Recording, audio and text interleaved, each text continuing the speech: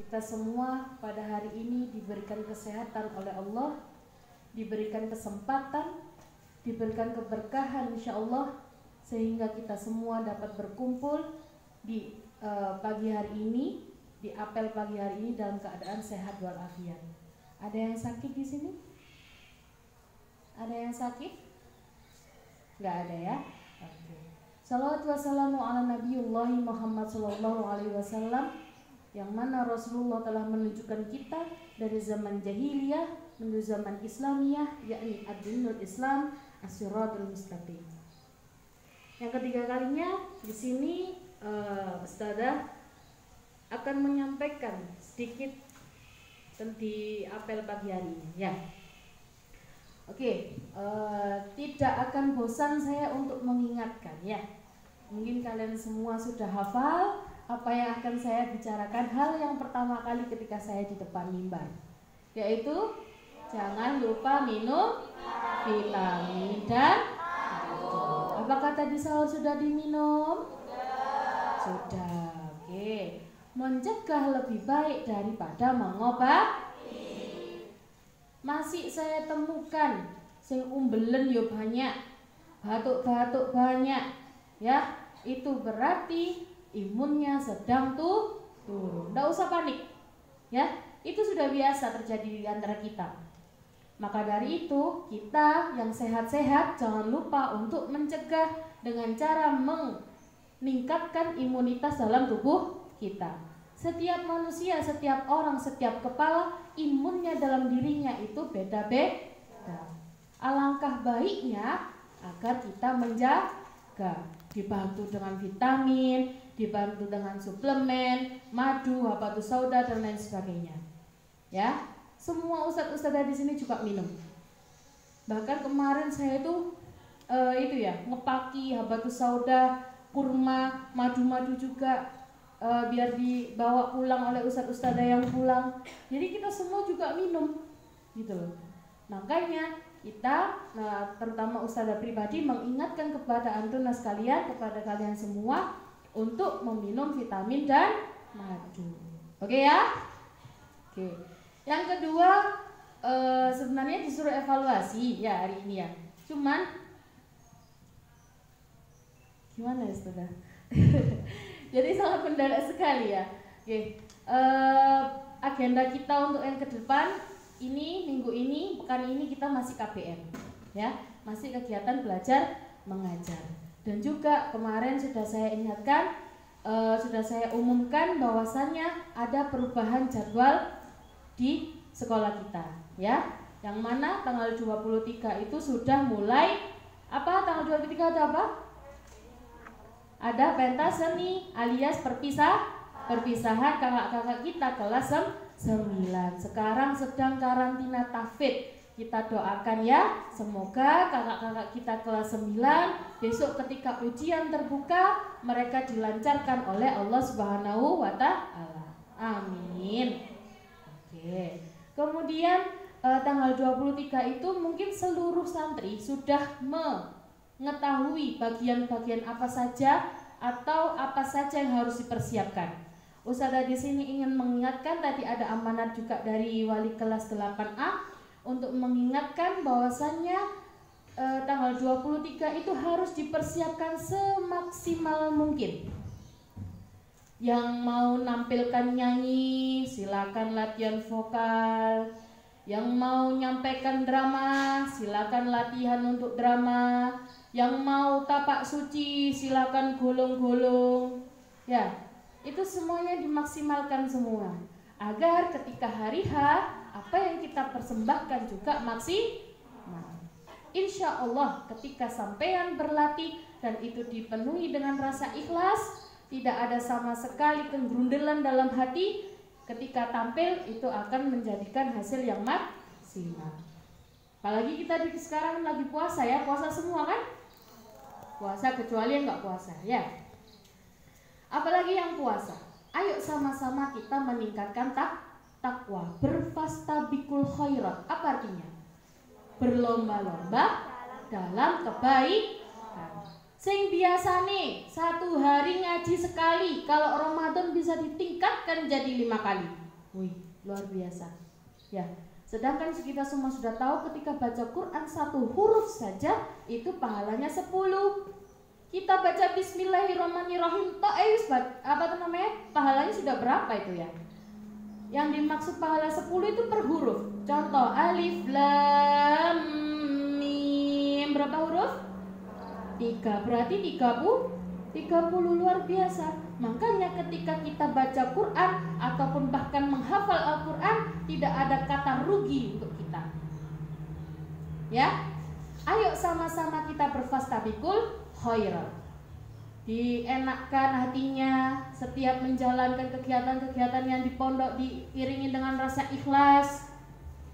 Ketika ngaji ikhlas, ketika dibangunkan oleh abidah ikhlas, ketika dikupu-kupui untuk segera ke masjid kita harus ikhlas. Itu nanti akan bernilai pahala.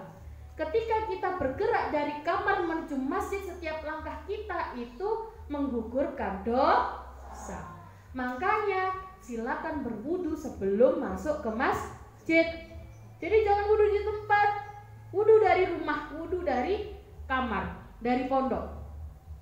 Ketika nanti kita jalan ke masjid, setiap langkah kita satu langkah itu menghapuskan dosa-dosa kita. Luar biasa. Islam itu seindah itu, semudah itu, dan Allah sebaik itu. Itu hal yang sepele ya, tapi dampaknya, manfaatnya luar biasa bagi kehidupan kita di dunia maupun di akhirat. Masya Allah. Nah, maka dari itu kita harus mempersiapkan secara maksimal kegiatan-kegiatan kita untuk di waktu yang ke depan. Ya, nanti akan ada hadiahnya. Hadiahnya yaitu perpulangan yang sangat-sangat dirindukan oleh setiap santri yang mondok. Sama Ustazah dulu ketika mondok juga gitu. Pekan perpulangan itu bagaikan surga. Betul ya? Oke. Bisa pulang, di rumah bisa nonton TV, main HP. Tapi ingat, bukan berarti ketika sampean pulang seluruh kebiasaan sampean di pondok hilang. Nanti kalau sudah pulang nggak ada kontrol, nggak ada abidah yang bangunin sholat tahajud, nggak tahajud. Terus nggak ada siapa kedisiplinan yang mendisiplinkan untuk pakai kaos kaki, pakai ciput di rumah nggak pakai. Jangan ya. Jadikan kebiasaan-kebiasaan yang kita lakukan di pondok, bawahlah ke rumah. Jadi sampean bisa nunjukkan, loh, ikilah aku santri. Biar nggak rugi. Yang punya kebiasaan nggak pakai jilbab, mulai hari ini, mulai detik ini berikrar dalam diri masing-masing bahwasanya kalian sampai mati jangan sampai membuka jilbab, apapun alasannya. Ya, itu pesan Ustazah.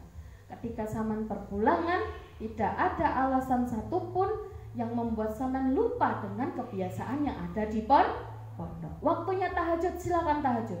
Ngaji, review, ziyadah. Jadi selama apapun sampean di pondok, selama apapun sampean di rumah, itu nggak akan lupa ilmunya dari sini. Ketika kembali, Ustazah tidak memulai dari awal lagi. Sampean tidak memulai awal lagi. Yang mana ketika nanti kembali ke pondok, sampean sudah tidak merasa berat dengan aktivitas yang ada di sini. Tapi lek sampean di rumah los, nggak ada kontrol sama sekali, nggak ngurusi kegiatan, maksudnya tidak membawa kegiatan yang di sini, kebiasaan di sini di rumah, sampean pas balik ke sini sedih lagi, nggak kerasan lagi. Saya yakin itu, saya jamin itu. Anak-anak kelas 7, santri baru yang baru memulai hidupnya dengan orang-orang yang baru, pasti ada kata-kata nggak kerasan dalam dirinya, ya.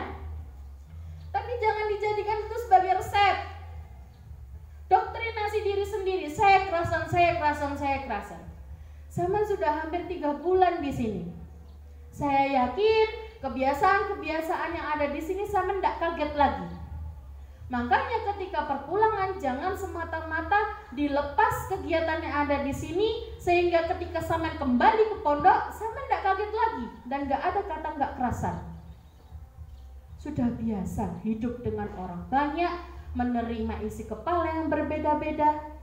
Makanya sering saya sampaikan, ayo kita menjadi laut. Dek dalem iku ono macem-macem. Ya, ono paus, hiu, kepiting, cacing, plantong, SpongeBob, Patrick dan sebagainya, ada semuanya. Ya. Maka dari itu, di situ filosofinya adalah kita mampu menerima macam-macam orang yang berbeda, latar belakang keluarga yang berbeda, latar belakang pemikiran yang berbeda. Kita bisa nerima itu, gitu loh. Sehingga dalam menjalankan hidup kita bisa legowo. Ayo jadi laut. Semua orang kita bisa menerima. Bagaimana cara bersikap dengan orang yang seperti ini? Bagaimana cara bersikap ketemu dengan orang yang seperti ini? Nanti kita akan tahu di situ. Kita perlahan-lahan semakin kita banyak bertemu dengan orang, maka semakin banyak pelajaran-pelajaran yang bisa kita ambil. Kita akan tahu tipe-tipe orang pemarah, guyonan, ramah dan sebagainya, jahat dan sebagainya. Kita akan tahu itu. Dengan seperti itu, ketika kita tahu bagaimana tipe-tipe orang, kita mampu menempatkan diri dimanapun kita berada. Ya, jadi jadilah air, jadilah laut. Kalau air laut ditaruh di baskom, maka bentuknya seperti baskom. Kalau air ditaruh di gelas, dia bentuknya jadi apa? Gelas. Jadi mengikuti tempatnya. Yang mana artinya sampean mampu untuk beradaptasi. Yang di rumah kebiasaannya bangun tidur lihat HP tidur lagi sampai duhur. Kalau waktunya puasa bangunnya pas sahur sama buka tok. Kalau di sini enggak kan?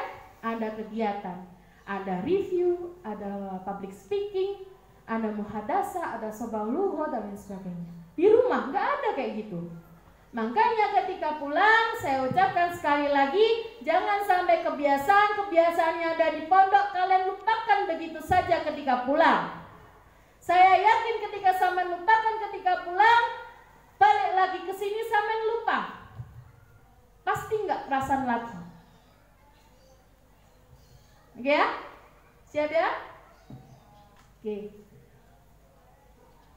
Sudah, mungkin itu saja yang bisa saya sampaikan. Ayo sama-sama kita berfastabikul khairat, dan ayo sama-sama kita menjaga kesehatan, sama-sama menjaga imun, jangan sampai sakit. Ya, kalau sakit berarti penanganannya harus diobati. Nggak usah panik. Saya ucapkan itu ya. Nggak usah panik. Apapun yang terjadi ketika sampean melihat teman sampean sakit atau diri sampean sakit, nggak usah panik.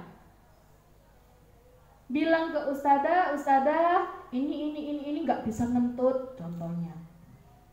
Duh, kenapa nggak bisa ngentut? Nanti ustadzah yang ke atas atau ke kalian. Jadi penanganan pertama dalam menangani hal-hal yang seperti itu, kuncinya satu, nggak usah panik. Ya, ada tugasnya masing-masing. Kesehatan contohnya. Kalau ada yang sakit, lapor ke ustazah. Kesehatan aja yang lapor. Atau samian kalau mau melapor ke ustazah langsung boleh. Gitu ya. Nah, lebih daripada mengobati, lebih baik menjaga. Oke, mungkin itu saja yang bisa saya sampaikan. Kurang lebihnya saya mohon maaf. Semoga kita semua selalu diberikan kesehatan oleh Allah, diberikan keberkahan setiap ilmu yang kita dapatkan, dan agar kita selalu senantiasa diberikan perlindungan oleh Allah Subhanahu wa taala dimanapun kita berada.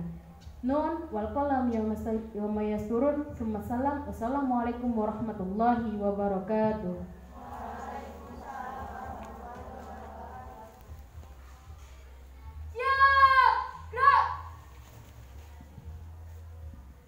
Laporan pemimpin APR